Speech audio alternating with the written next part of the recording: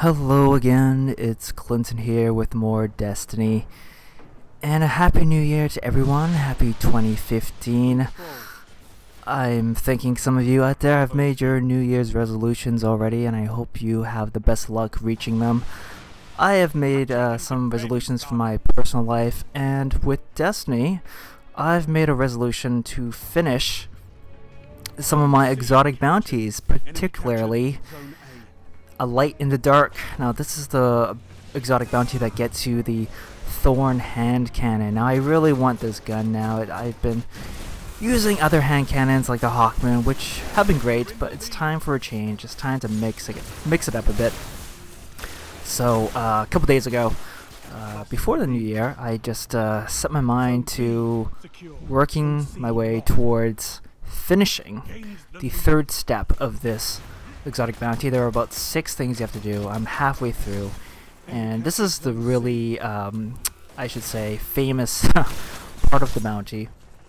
Getting some connection issues, as you can see here. I think this guy just dropped out of the game, so I don't think I got the kill. He just dropped out.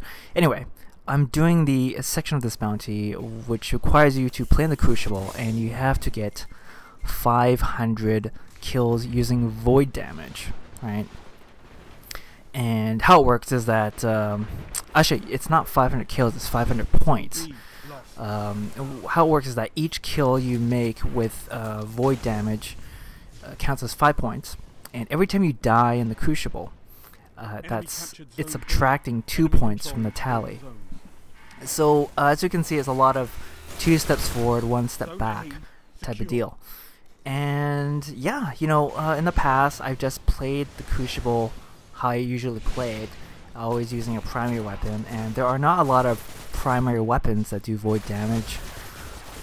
I can just think of one right now, which is Atheon's Epilogue, which you get from the Volta Glass. By and large, though, primaries are kinetic damage only, and with void damage, you're basically looking at your specials and your heavies. So, what I decided to do, at least for the first stretch, was to use a fusion rifle. So this is just one of like maybe 5 or 6 matches I played this day, where I was using a blue fusion rifle. That was pretty much the only fusion rifle I had that did void damage. I actually have a few legendaries, but it's actually quite surprising how few of the legendary fusion rifles do void damage.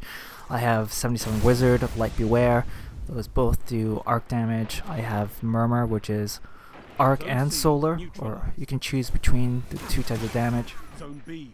And then there's also Plan C, which I recently got, and that's solar damage, I believe. So yeah, it's really tough to find. I was surprised. I just assumed I had a void damage fusion rifle, but I was just basically stuck with digging through my vault and finding just any old rare fusion rifle, and I forget which one I was using in this game, but it wasn't very good. Charge time is kind of slow, the stability is bad, and range is also bad. I know fusion rifles are complained about sometimes for having unusually long range, where you can tag guys from across the map. Not with the rare fusion rifles. From my experience, they are very inaccurate once you get beyond, you know, sort of like the close-in auto rifle range, right? They're good in shotgun range, of course, but once you get a little farther than that, the drop-off in damage and accuracy is quite extreme. At least with these rare fusion rifles, the ones that I was using in this match. So it was rough. I gotta say it's rough. This Thorn bounty, you're gonna get very divided opinions about it. There are plenty of people who have soldiered through it and you know, grit their teeth and just done it, right? And the prevailing advice out there is that you just play Crucible, you play Control, and then you equip yourself with the best void shotgun or fusion rifle you can get your hands on, and you camp. You find the spots to camp. You do a lot of crouching, and you get your kills like that. Yeah. So that's the prevailing advice that's out there on the interwebs. Of course, there are some people out there who also hate this bounty and who just refuse to do it, even. and I am sort of in the middle. I've been just procrastinating a lot. It's just been sitting in my inventory, taking up a bounty slot for 2 months now, it must be. So I just said to myself, enough is enough. It's just time to get this puppy done. And I gotta say, it's not so bad so far. At the end of my first sort of session of trying to, you know, work towards this bounty, I ended up with maybe 86 points out of the required 500, and that's over, say, 5 matches. I wasn't playing too well. There were a couple games where I got negative KDRs, and all the rest I had maybe like a 1 or like a 1.3, 1.4 or something like that. This game I get something like a 1.67 was actually my best of the day, which is why I'm showing it here. I actually have quite a bit of a streak where I actually don't die, I get some kills, and I actually have a run with the machine gun. I'm using the zombie apocalypse again, which is void damage, so that's great. Yeah, so what have I learned from doing this? Well, actually I want to do a series, just track my progress towards this bounty. I'm an average player. I'm not king of the world here. I'm not the best PvP guy in Destiny. I just want to show people that it can be done, and I'm just going to loosely document roughly how many games it takes for me to get there, and show that, you know, although I'm limiting myself to special and heavy weapons, it still can be done. It's a little trickier. You gotta think about how you move through the map a little differently. And yes, camping does help. I didn't do so much camping in this match, but in other matches I have camped a bit, and it does help for sure. Some things that I did pick up was just using my radar a lot better, using the map a lot better. I was more conscious about where I was and where my teammates were in relation to where the enemy was. And I feel that was really great. It really made me more aware of my surroundings, made me sort of pick my battles better, made me more likely to retreat from certain situations, so I felt like it was going to end badly. Backing off from control points, just ducking around corners and crouching a little bit more. We're just kind of camping in a way. But yeah, I definitely felt a lot of frustrations as well. My first few games, I was extremely aggravated, just felt very limited, right? Felt very constrained by always having to use the fusion rifle. And I should say, the next day when I continued on doing this, I just used the shotgun, and you know, it's not too much different. Both styles of play, just using a lot of fusion rifle or using a lot of shotguns, it's not really my natural state. And I'm the type of person who just likes to just play the way he wants to play. So I really fall in the middle with this Thorn bounty.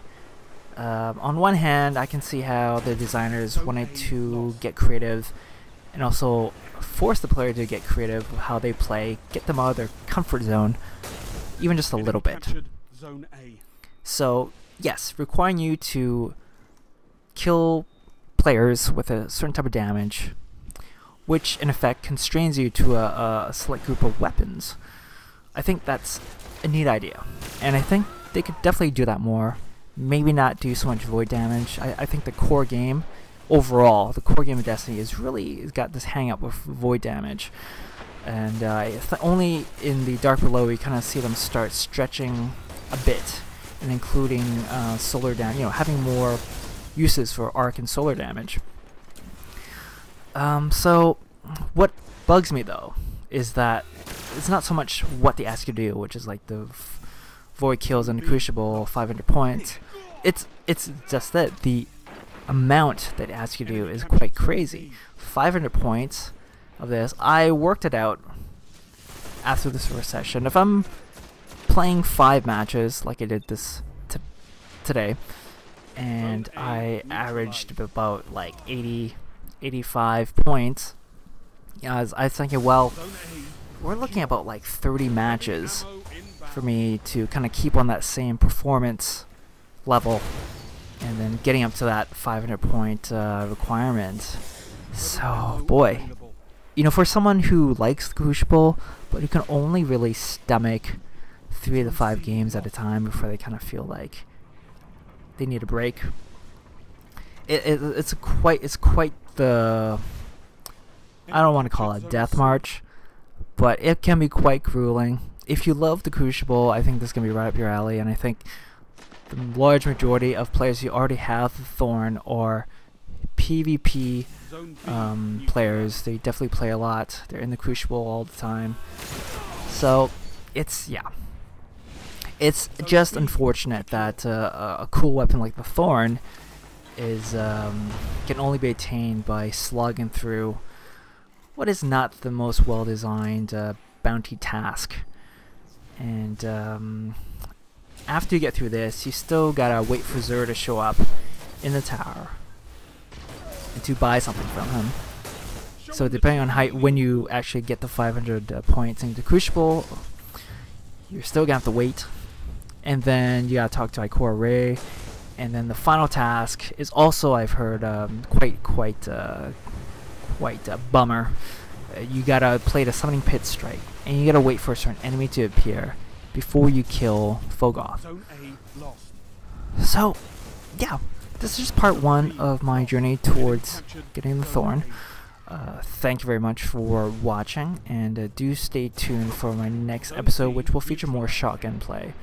I decided to switch to Blade Dancer and getting close, and play the shotgun a lot more, because the fusion rifle, at least this one I'm stuck with, is really not to my liking.